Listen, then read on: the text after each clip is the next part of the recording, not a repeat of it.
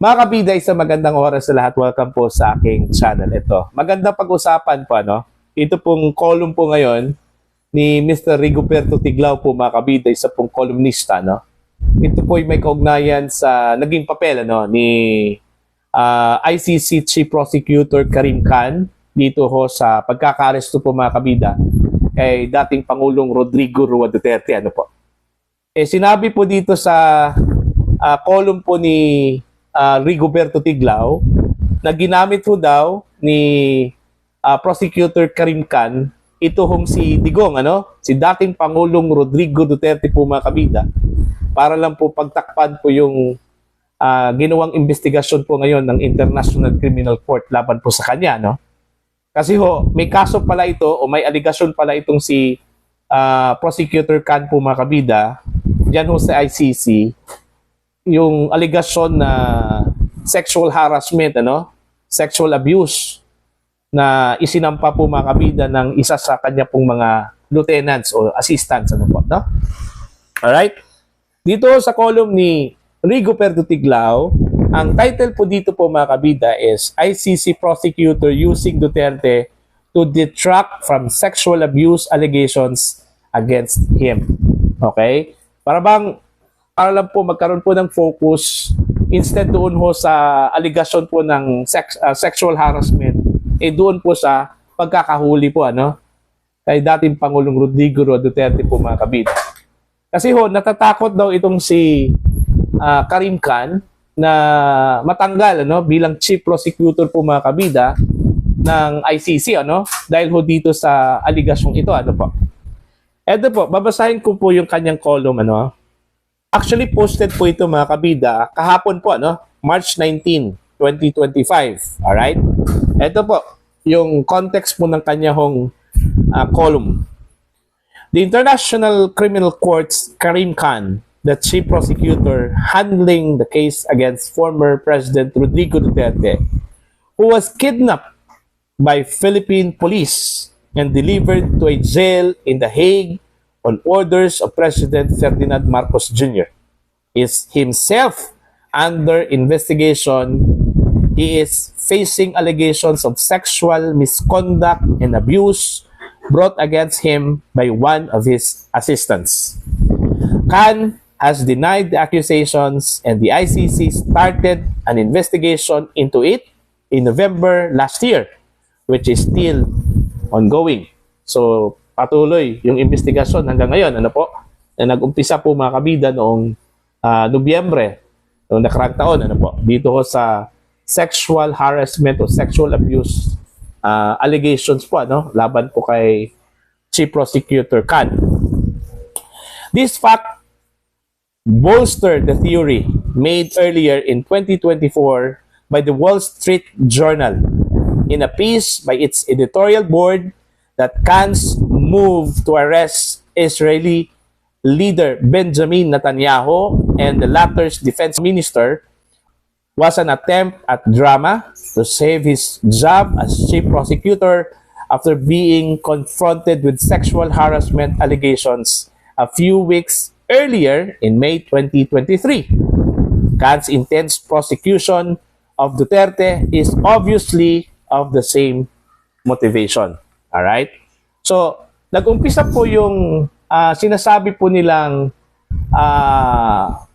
pagtakpan po yung aligasyon na sexual harassment po daw laban kay Prosecutor Khan.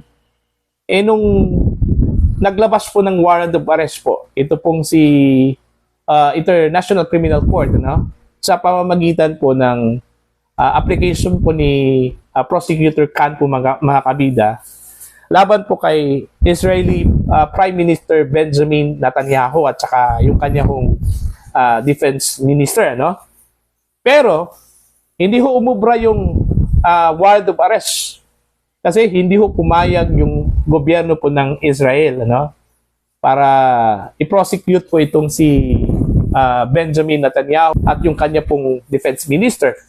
So wala hong nagawa. Nag-backfire po kay Khan yung kanya pong ginawang pagpapalabas po, mga kabida, ng warrant of arrest.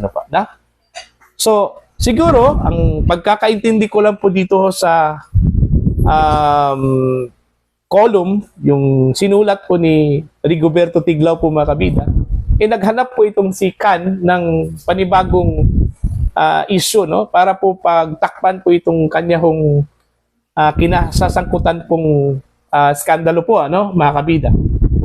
Ito nga, si Digong, naging sacrificial lamb, ano po, no? Batay po dito sa sinabi ni Rigoberto Tiglao, ano po, no? So si Digong, at last, nagtagumpay po itong si Karim Khan. Alright?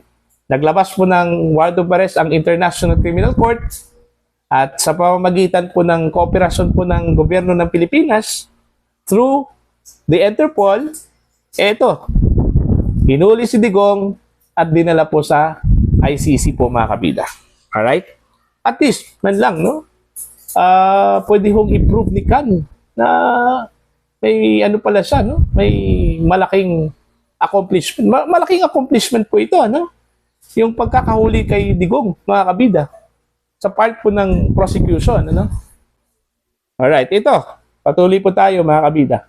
Worse, this episode served to emphasize to the world the fundamental flaws of the ICC.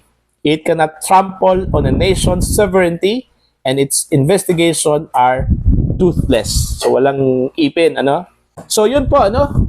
So, hindi ho nagtagumpay. Ito pong si Khan, doon ho kay Netanyahu, yun, dinivert po niya, ito pong issue po ng kaso po ni Netanyahu dito ho sa kay dating Pangulong Rodrigo Duterte. Gumawa po siya ng eksena po daw dito, mga kabida, para lang po ma-focus yung mata po ng mundo, ano? Okay? Dito ho sa kay dating Pangulong Rodrigo Duterte. Kaya nga, pinilit po talaga ng ICC na makuha talaga itong si Digong, ano? Alright? Kahit na po yung gobyerno po ng Pilipinas ay nag-signify na po na ayaw hong makipag-cooperate because hindi na ho tayo miyembro po ng International Criminal Court. Pero gumawa po sila ng paraan. Okay? Gumamit po sila ng Interpol. Kasi alam siguro ng ICC po, ano? Alam po ni Khan, mga kabida, na hindi ho pwedeng mahindian po ng gobyerno ng Pilipinas ito pong Interpol. Alright? Kasi ho, yung Interpol po, mga kabida, isa pong organisasyon po yan ng mga law enforcement ng iba't ibang member state po, no? Alright? Sa buong mundo at kabilang po doon ang Pilipinas. Kaya nga, sabi nga ni Pangulong Marcos hindi ho nila pwedeng hindian, ano? Okay? Ito pong Interpol kasi ho, napakalaking tulong ang ginawa po ng Interpol po sa atin, ano po, dito sa Pilipinas. At ayaw po nila ng consequences kung sakali hong i-deny po nila yung request po ng Interpol. Kasi ho daw, kung meron po daw magkakataon po, mga kabida, na tayo po ay humingi po ng tulong sa Interpol, baka hindi na po tayo tulungan, no po, na? Lalong-lalo na pag may mga fugitives mula sa Pilipinas na tumakas po sa iba't ibang bahagi po ng mundo, no? So, hindi na po tayo pwedeng tulungan ng Interpol kung hindi po natin pagbigyan ito pong Interpol dito ho sa warrant of arrest na inilabas po ng ICC po, no? Laban po kay dating Pangulong Duterte. So, yun po. Nagtagumpay po itong si Khan. Okay? So, ang focus po ngayon ng buong mundo ay nasa accomplishment po ni Khan. Ano?